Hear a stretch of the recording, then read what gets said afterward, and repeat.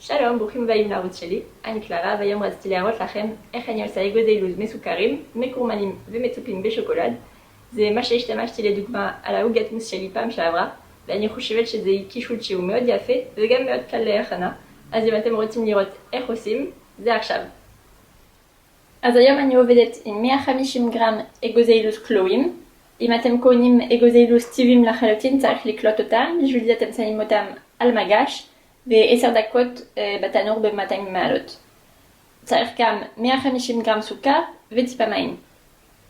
אז כל מה שאתם צריכים זה סיר, מי חום, אבל תראו שזה לא כזה קריטי, אפשר גם לעשות בלי, לקקן בסיליקון או כף בעץ, ומגש עם נייר כדי להוציא את האגוזים כשהם יהיו מקורמלים.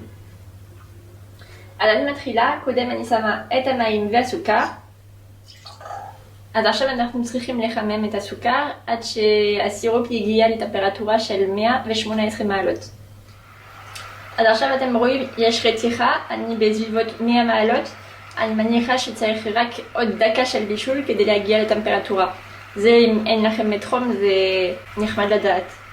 אם אתם משתמשים במד חום, אז תשימו את הסיר ככה כדי למדוד, אחרת זה קשה, כי אין הרבה גובה של סירופ. אוקיי, עכשיו הגעתי לטמפרטורה, אז אני סוגרת את האש. זה אני כבר לא צריכה. ואני מוסיפה את כל האגוזים שלי. ועכשיו אני מערבבת עד שזה יתקרר. צריך לערבב כל הזמן. אתם רואים שלאט לאט הסוכר חוזר להיות באבקה, ואתם מקבלים אגוזים מצופים. צריך להמשיך עד שזה יהיה באמת יבש. אז זהו, יש לכם אגוזים מסוכרים. אני אקח שליש מהאגוזים האלה כדי לשמור אגוזים מסוכרים, ועכשיו אני אמשיך ואני אראה לכם איך לעשות אגוזים מקורמלים. אז עכשיו אני לוקחת את שאר האגוזים שלי ואני מחממת שוב פעם.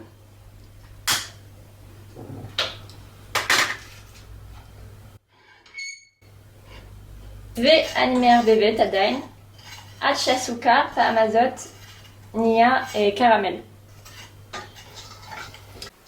אז עכשיו אתם רואים, זה מתחיל, אז צריך לערבב כל הזמן כי זה יכול להישרף מאוד מהר.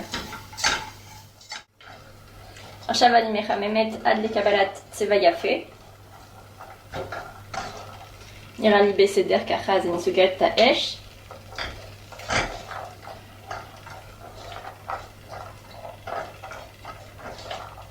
ואני אוציא את האגוזים על המגש. תיזהרו, זה מאוד מאוד חם.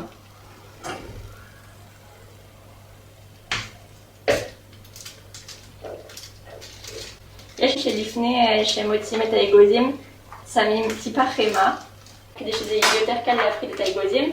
אני לא עושה את זה, אני פשוט מוציאה את האגוזים ואז אני מנסה לשים אותם כאילו לא בקרמל ושהם לא יהיו כולם ביחד. אוקיי, בסדר ככה, ואז אני פשוט מחכה שזה יתקרר לחלוטין. כדי לנקות את הסיר זה מאוד קל, אז אני פשוט שמים מלא מים בפנים ובחזרה על האש הכל ינמס וזה יהיה קל לנקות. עכשיו זה יותר קר, אני יכולה לגעת באגוזים, אז אני יכולה להפחיד. הקרמל פשוט נשבר ואז זה מאוד פשוט. אבל זה יותר יפה עם האגוז לבד על המגש, כי אתם רואים שזה כאילו, זה מאוד חלק מסביב. ואם אני לוקחת עכשיו שני אגוזים שהם ביחד, אז זה קל להפחיד ביניהם, אבל אתם רואים שזה כאילו זה נשבר טיפה, וזה פחות יפה אני חושבת. בדרך כלל אני מפזרת יותר את האגוזים ממה שעשיתי עכשיו. הדבר האחרון שאני רוצה להראות לכם היום זה איך לעשות אגוזים מקורמלים מצופים בשוקולד. אז פה לקחתי שליש מכמות האגוזים שהיו לי, אז יש בערך 50 גרם אגוזים. אני מדברת על המשקל הנקי בלי קרמל, כי עם הקרמל זה יהיה יותר. יש פה 50 גרם שוקולד מריר נמס וכמה כפות קקאו. אז אני שמה את האגוזים בתוך השוקולד ואני מערבבת. כשהכל מצופה בשוקולד אני מוסיפה את הקקאו אני גם מערבבת.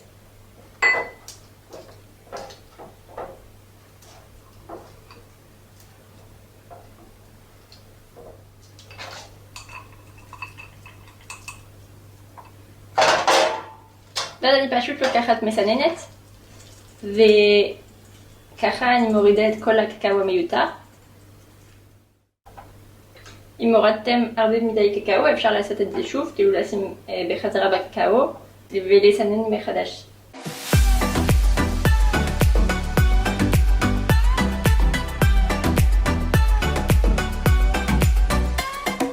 הסרטון נגמר, היום זה היה קצר, אבל אני מקווה שאהבתם ושלמדתם משהו.